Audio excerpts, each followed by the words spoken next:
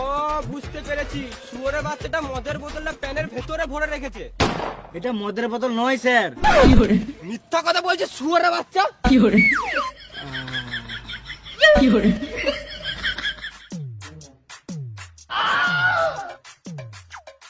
মারা সারাদিন মেশিন দাঁড়িয়ে থাকে নাকি?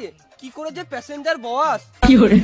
স্যার এখন বিয়ে হয় না তো জন্য যখন তখন টাওয়ার দেয়, পুরো 5G।